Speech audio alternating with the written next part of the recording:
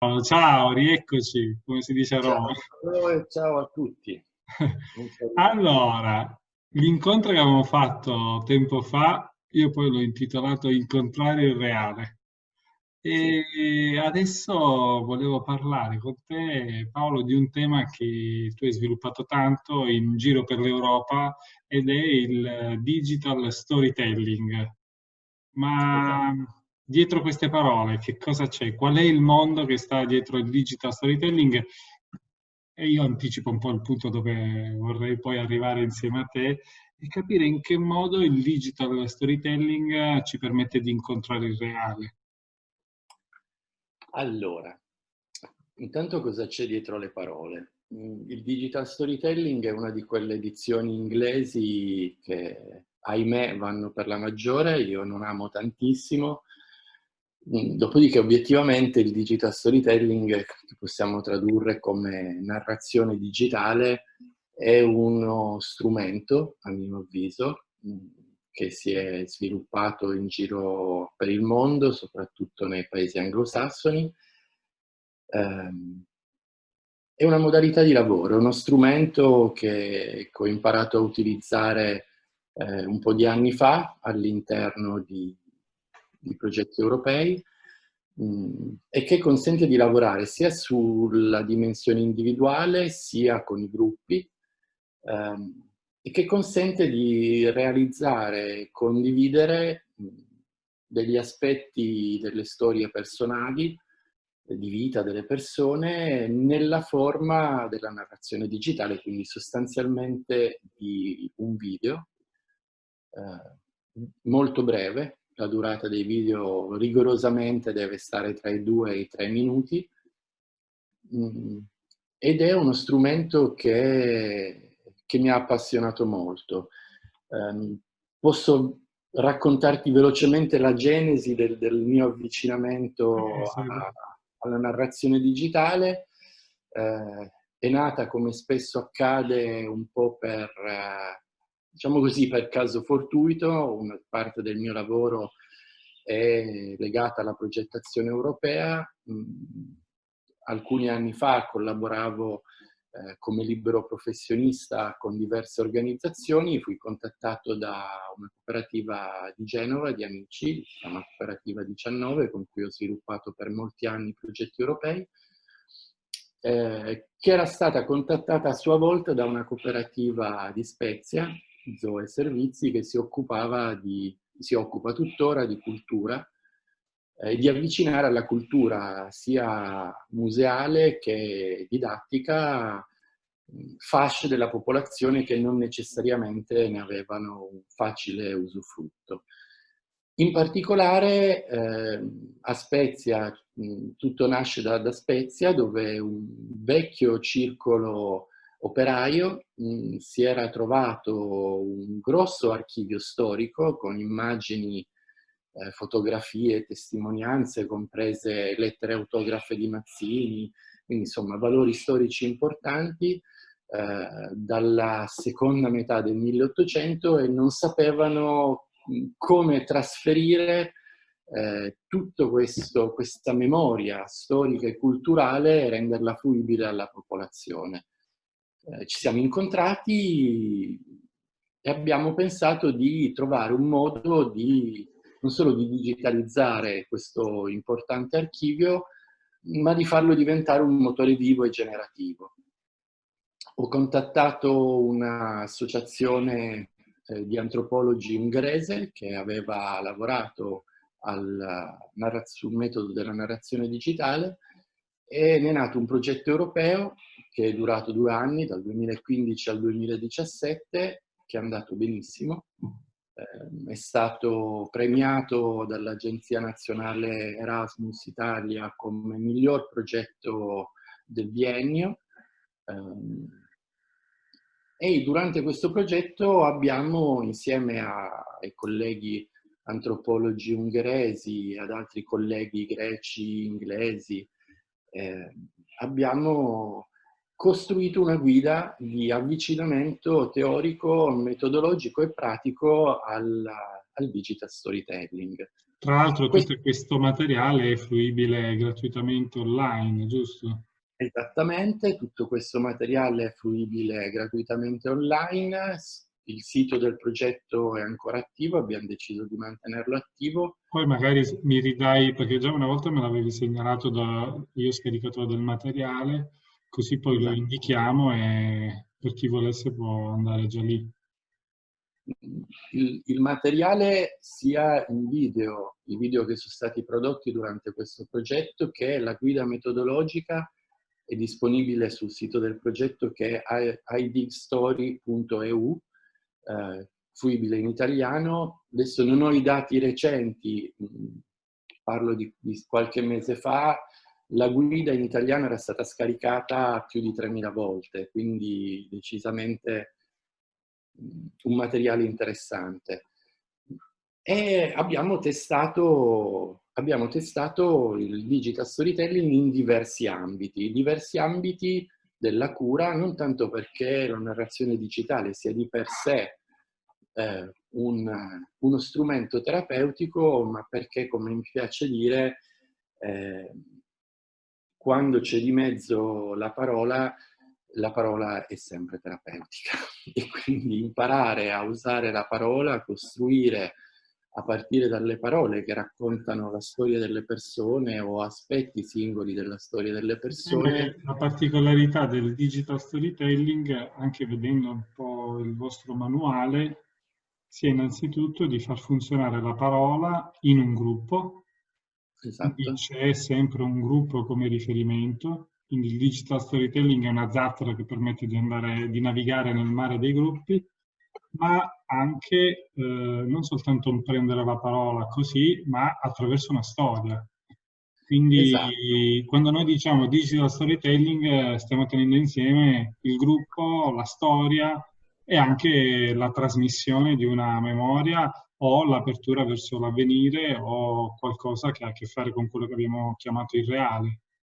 esatto, esatto, nel senso che, guarda, ti butto lì una piccola citazione da un filosofo che io amo molto, che è Wittgenstein, che sosteneva che le parole sono un po' una pellicola superficiale che copre l'acqua profonda. I laboratori che facciamo, che abbiamo fatto in giro per l'Europa e che poi abbiamo ripreso in svariati altri progetti europei, poi se vuoi ti racconto i modi in cui l'abbiamo utilizzato, consente proprio di fare questo tipo di lavoro. In una dimensione gruppale si riesce a lavorare a partire dal gioco con le parole, e quindi dalla fascinazione delle parole, usando un'immagine che possiamo usare un po' così, per rappresentarla velocemente. Un po' come quando di fronte a uno stagno lanciamo una pietra. Questa pietra cade nello stagno e crea una serie di piccole onde concentriche che si allargano sempre di più, e queste onde concentriche iniziano a smuovere la superficie del gruppo. Nello stesso tempo la pietra scende nella profondità dello stagno fino ad andare a appoggiarsi sul suo fondale, e quando si appoggia sul suo fondale muove sempre il materiale che è appoggiato sul fondo del lago, che a sua volta produce altri movimenti all'interno della dimensione stagno. Il lavoro che facciamo è sempre un lavoro di gioco, a partire dalle parole, a partire dall'interazione delle parole, delle emozioni che scaturiscono dalle parole e che si riverberano in un continuo rimando tra l'ondulamento della superficie e ciò che viene smosso nella profondità.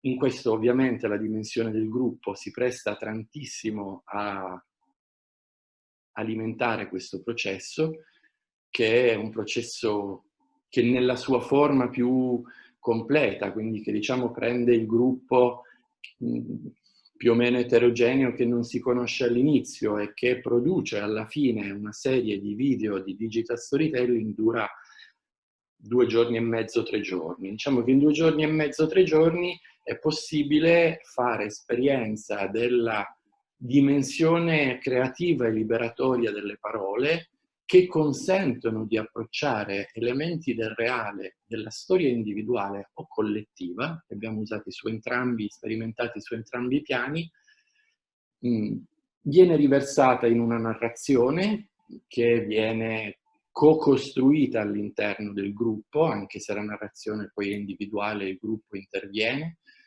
La narrazione diventa uno storyboard, come accade per qualsiasi tipo di programma video. Lo storyboard abbina a singole frasi, a singoli elementi delle storie che vengono scritte, delle immagini che vengono montate poi attraverso dei programmi di editing. Le narrazioni vengono registrate in digitale dai protagonisti che le hanno scritte, si unisce la parte video, la parte di immagini con la parte della narrazione registrata e si ottiene banalmente il video di digital storytelling. Come ti dicevo, l'abbiamo testato su piani molto diversi. Che Sia effetto all'interno... ha di solito, Paolo, la produzione di quest'opera? Perché in fondo c'è un effetto, potremmo dire, gruppale, un effetto su voi che l'avete organizzato, che avete condotto in qualche modo il processo, c'è un effetto sugli attori, sui narratori. Ci sono, immagino che per valutare questi progetti ci siano anche degli indicatori molto precisi, anche delicati per andare a cogliere. Sì, Perché ci se sono... uno si ferma a dire ecco l'opera, come se l'opera fosse il risultato è l'effetto dell'opera. Sì, in questo un po' si riprende un tema che a me è molto caro, che è diciamo, la centratura sul processo. Come si suol dire, la meta è partire a viaggiare più che non arrivare a qualcosa di concreto e di predefinito. Gli effetti sono molteplici e sono su molti piani diversi. C'è un effetto individuale che abbiamo visto essere molto spesso, banalmente, tra virgolette, catartico, molto spesso liberatorio, molto spesso è un riappropriarsi di una propria narrazione, anche di elementi traumatici. Ovviamente il setting deve essere in questi casi assolutamente rigoroso e protetto. Per esempio abbiamo fatto in alcuni paesi, in Ungheria per esempio, abbiamo fatto dei laboratori di digital storytelling con pazienti ospedalieri. Abbiamo dei video di pazienti che raccontano la storia della loro anoressia, dei pazienti che raccontano la storia delle loro cardiopatie.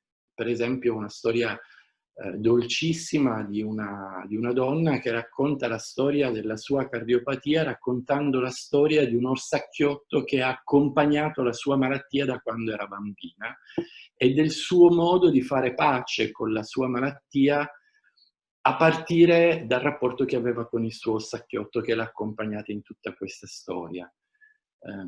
L'abbiamo utilizzato in Inghilterra, abbiamo fatto dei laboratori con dei richiedenti asilo e dei rifugiati che hanno utilizzato il momento di costruzione narrativa per trovare un senso dicibile all'indicibile della loro storia migratoria. In Ungheria, durante un laboratorio in cui anche noi ci siamo messi in gioco e abbiamo partecipato creando le nostre storie, una rifugiata che ha partecipato come una collega tra l'altro, che ha partecipato come esterna perché voleva imparare a prendere anche lei questo strumento lavorativo e operativo, ha costruito la sua storia commuovendo tutti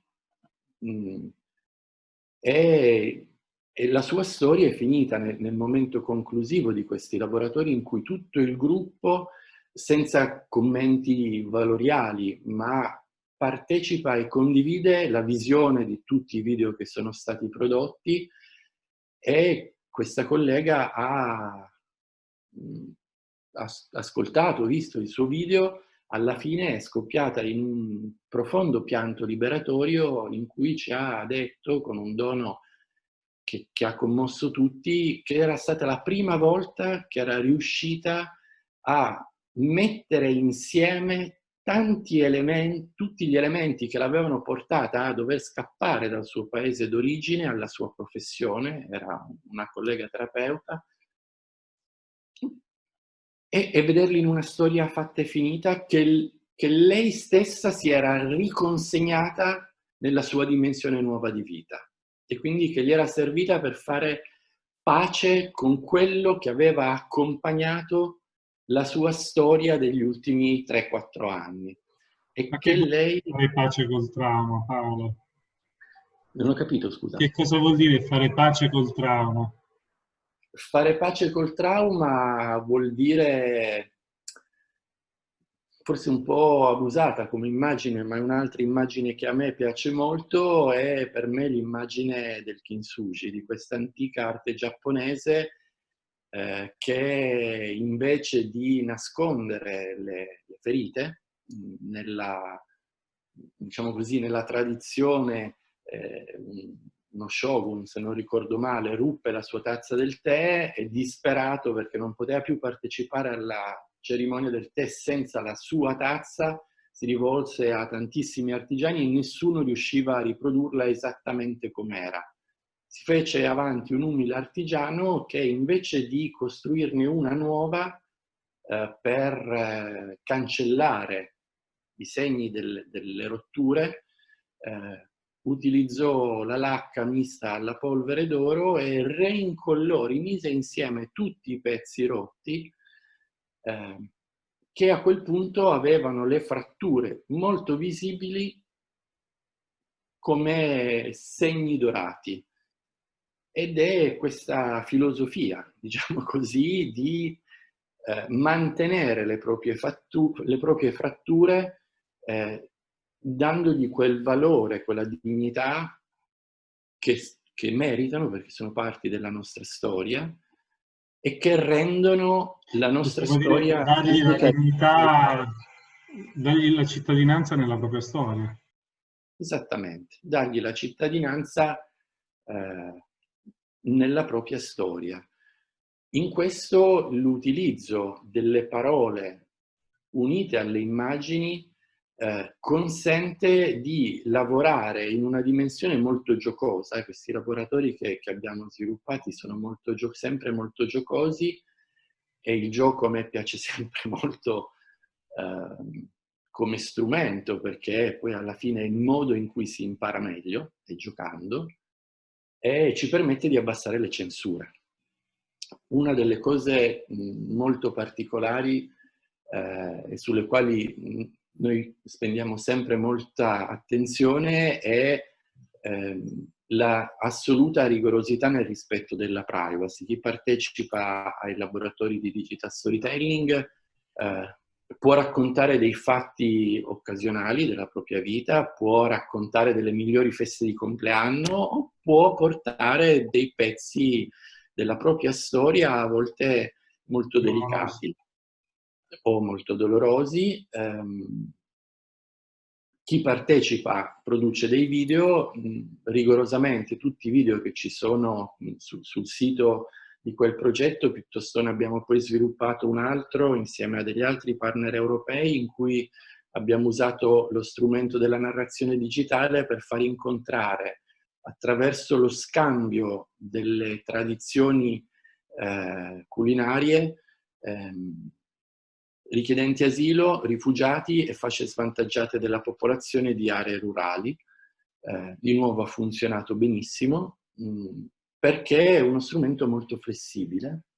Sono uscite ovviamente delle storie estremamente delicate, di sofferenza, di storie di vita importanti, che hanno avuto la possibilità di esprimersi e di costruirsi con una narrazione in cui i protagonisti e il gruppo insieme hanno costruito una punteggiatura di questa narrazione, e questa è la parte che ne fa poi, diciamo, secondo me, il risultato di benessere. nel ricreare una punteggiatura alle storie, che possono anche essere storie di sofferenza o di trauma. Questi video è assoluta discrezione di chi li produce decidere se possono essere fruibili, quindi i video che ci sono disponibili sui siti dei progetti che abbiamo sviluppato e di quelli che stiamo sviluppando adesso sono quelli assolutamente autorizzati da chi li ha prodotti. Ne abbiamo tantissimi che invece non sono stati autorizzati per evidenti motivi di privacy a essere distribuiti, ma hanno rappresentato per chi li ha costruiti e per il gruppo dei fortissimi e intensissimi momenti di coesione, in cui la costruzione narrativa e la costruzione immaginativa che si conclude nel video, della narrazione che unisce queste due parti, è una costruzione, un processo di lavoro condiviso del gruppo che dà dignità alla poesia che c'è all'interno di ogni narrazione. Queste narrazioni sono sempre in fondo, narrazioni autobiografiche. Nella stragrande maggioranza dei casi sì. Cioè, quindi questo digital storytelling sono esercizi autobiografici attraverso i dispositivi digitali. Esattamente, esattamente. Un collega inglese, per esempio, ha costruito, che ha partecipato insieme a noi alla costruzione poi di questa guida, che consiglio a tutti di andare a vedere, di scaricare gratuita. Per esempio ha raccontato la storia di un suo evento traumatico, un suo terribile incidente automobilistico che lui ha immaginato segnasse per sempre la sua vita.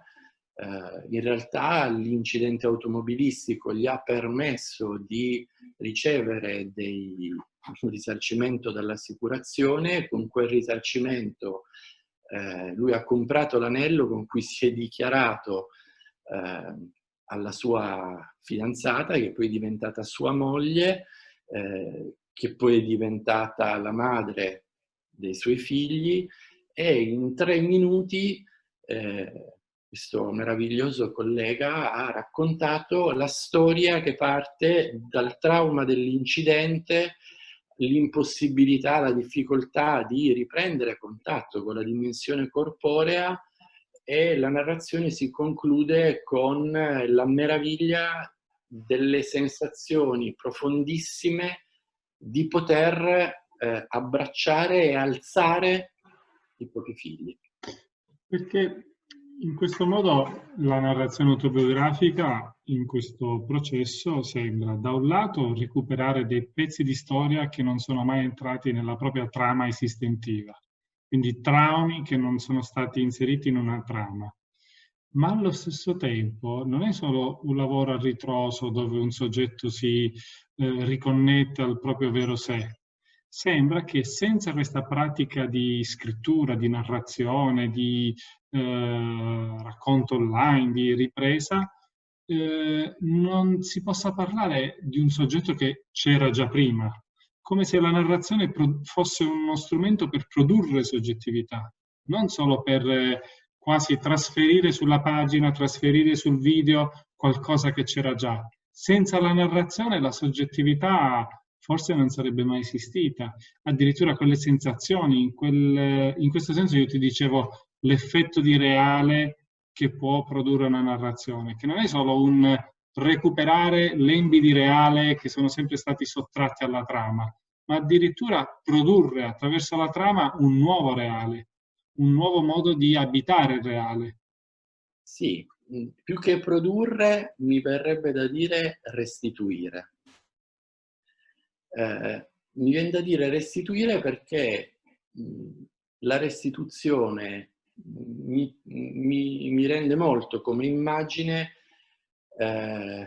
uno degli effetti che ha sia su chi la produce, sia sul gruppo che partecipa al processo e che poi vede i video conclusivi, in cui c'è un riappropriarsi di dimensioni di soggettività che sono rimaste come diceva un mio paziente un po' di anni fa, sono rimaste come in una cantina caotica. Sì, ma quello che volevo chiederti era, ma si tratta di riappropriarsi di qualcosa che era in cantina ed era messo in maniera lì disordinata e finalmente una volta che lo ordiniamo lo troviamo? O si tratta di riappropriarsi di qualcosa che uno non aveva mai posseduto, di qualcosa di nuovo? Secondo me è un restituirsi la possibilità di vedersi in una dimensione reale di fronte a delle parti proprie che non necessariamente stavano insieme. Per questo mi piace molto l'immagine del kintsugi, che è il rimettere insieme delle parti in un processo creativo assolutamente puntuale, che non è assolutamente equiparabile a quello che può essere il lavoro più lungo, più complesso e anche molto più profondo che si sviluppa all'interno di un percorso terapeutico proprio, ma diventano delle piccole gemme, come diceva Tagore, il poeta indiano, è un po' come cercare stille di acqua e di pioggia in un braciere. Che esistono nella poesia della narrazione, che si origina da elementi di vita che, essendo spesso elementi che possono avere delle componenti traumatiche, hanno un percorso di sviluppo e di autonarrazione differente. La costruzione del processo che porta alla realizzazione del digital storytelling è un processo che permette di giocare su quella dimensione della parola che nuovamente a me piace molto leggere in questo modo, la parola prestata. Ne abbiamo già in parte parlato nella scorsa chiacchierata. Io sento che la parola è una parola che si presta agli altri, si presta a sé, è prestante, quindi è bella, ma è anche un elemento che costruisce il risultato stando all'interno del processo, e quindi ha questa dimensione di tante profondità, di tanti livelli in cui ognuno ha valore a sé, ha dignità, ha significato, significa e produce significanti. E quindi immagini, e quindi narrazioni che si costruiscono su narrazioni, rispetto alla quale mi viene da dire, strumando di nuovo una battuta a un poeta che io ho amato molto da ragazzo e che ho riscoperto recentemente, che è Gianni Rodari, la magia della parola, la magia della narrazione, la magia della poesia, la sua bellezza profonda e che è democratica, non perché tutti siano artisti, Perché nessuno sia schiavo, lo dici. non perché nessuno sia schiavo. In grammatica della fantasia lo dici. Esattamente. Il digital storytelling consente di recuperare tutte queste dimensioni all'interno di una dinamica gruppale, che deve essere ovviamente seguita. Noi rigorosamente i laboratori che abbiamo fatto, sia in giro in Europa, che ovviamente ha legislazioni normative a volte un po' differenti dalla nostra, noi chiediamo e pretendiamo che chi partecipa più in chiave formativa sia rigorosamente, almeno per la dimensione italiana, una persona che abbia competenze e titoli per lavorare con i gruppi e che sia capace di trattare elementi delicati che possono emergere all'interno di un laboratorio gruppale, che va a toccare queste dimensioni. Paolo, questo discorso lo continueremo perché io vorrei quasi quasi sollecitarti nel fare una sorta di videocorso di digital storytelling. Quindi questo era un assaggio possibile. Allora, Non so su questo, se si può fare, se rientra. allora, non solo si può fare, in parte qualcosa sulla quale sto lavorando, uno dei progetti europei che sto seguendo in questo biennio iniziato l'anno scorso. Il Covid ha pesantemente interessato il processo di lavoro. È un progetto di nuovo europeo con partner da diverse nazioni, in cui abbiamo questa volta abbinato lo strumento del digital storytelling, della narrazione digitale, al buon vecchio intervento di comunità. Avremmo dovuto sviluppare un workshop residenziale di 5 giorni in Irlanda a inizio giugno, con una trentina di colleghi provenienti da tutta Europa, per abbinare l'intervento di comunità alla narrazione digitale. Non è stato possibile farlo in presenza, stiamo in questo momento finendo di costruire l'assetto per svilupparlo in remoto. Molto probabilmente il materiale che verrà prodotto finirà tutto online sul sito della società che ho creato per lavorare su questi piani, su questo tipo di progetti. E quindi possiamo sicuramente farne dei pezzi insieme, e poi ovviamente invito tutti quanti ad andare a scaricarsi la guida sul manuale teorico e metodologico e pratico sul digital storytelling. Vi ricordo idigstories.eu è il sito su cui lo trovate, o se no, se mi posso permettere, su www.labicentro. Sì, poi lo indichiamo. Trovate poi tutti gli aggiornamenti su una guida nuova che abbiamo appena finito di scrivere, in questo momento nel processo di editing e di traduzione, quindi penso fine agosto dovrebbe poi essere disponibile anche in italiano. Quindi volentieri ci risentiamo e ne riparliamo. A presto Paolo, grazie di cuore. Grazie, Ciao.